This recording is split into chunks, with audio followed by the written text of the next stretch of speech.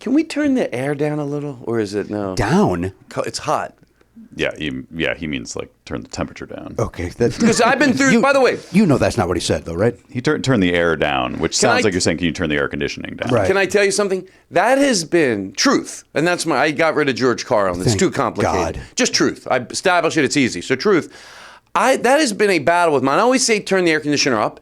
Me too. That's your instincts. Turn it up. Now, technically, when I was corrected, they were right because you're turning the temperature. But now I went their way, and now maybe I shouldn't because when people finally said, "Oh, do you mean turn it?" Wouldn't happen that often, but half the time, "Oh, do you mean up or down?" Make it colder. Well, then say that. Say I'm a little warm. Is there a way to make it cooler in here? So you're right. So I say, hey, can we turn the AC down? Technically, I'm right. No, I'm not. Can we turn the temperature down? Would have been right. Yeah. Turn the AC up. This is the second time you've been wrong since you walked in. At least hey, I try to admit it. Try to admit it. Anyway, the answer is no. We can't control it. No, we can't control it at all. All right, I feel better already.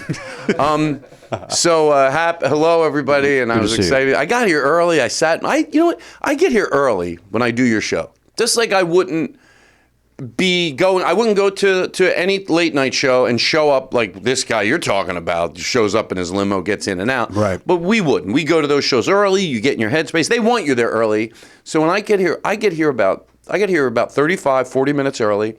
I know where I'm going to park on that side street. I parked under a tree, and I just get, into a good headspace. Great. And then by the time I turn, I could walk in. I'm not stressed.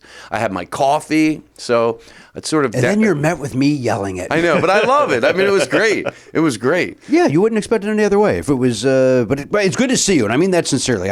I saw your video. I saw Jen Kirkman was on your show. Mm-hmm. You poached her as your first guest. Was she your first guest back? No. Who'd you have, Rory Scovel? How do you come over here right now? I had the plexiglass. What I was saying, the podcast, because I was living alone, was my sanity. So I did it out on my patio for a while. I set it up, a little mock studio. And then I went into the studio and I put plexiglass walls. I mean, floor to ceiling. Oh. Everybody had their own little booth. And when the lights went down, it was oddly normal. Because you just was, you saw right through the plexiglass. Sure.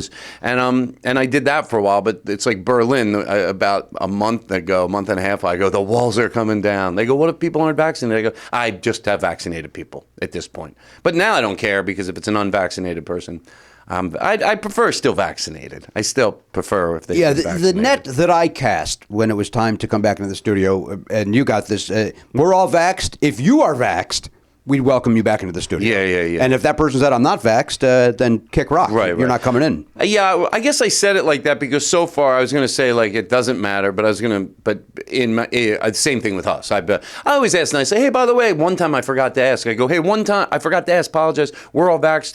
How are you? And then he goes, yeah, all vaxxed. I go, great.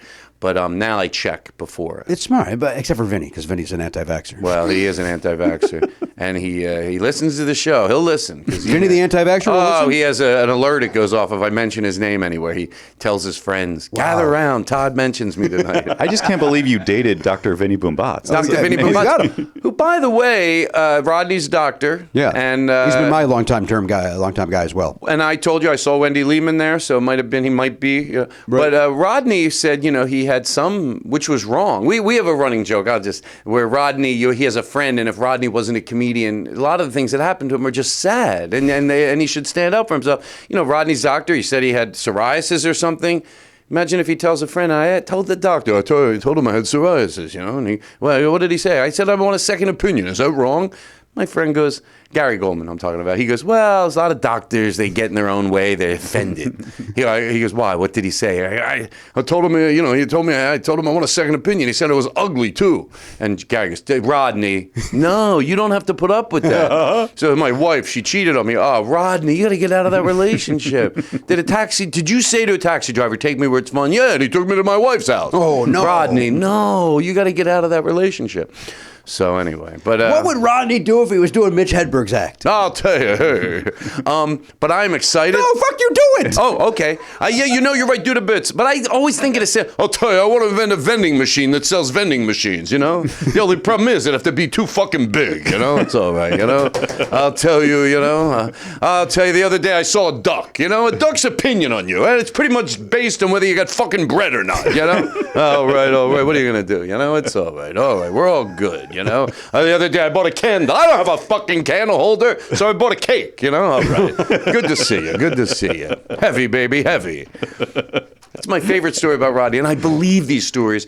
Someone just casually told it. Every story became great because they saw him at the Improv. How you doing, Rodney? Heavy, baby, heavy. It's like, oh, I know he said that. And the other one, it's because I can tell when a story's been manipulated. Right. And in Vegas, and this couple comes up to him and they go, Rodney, we just got married. What do you think? You both could have done better.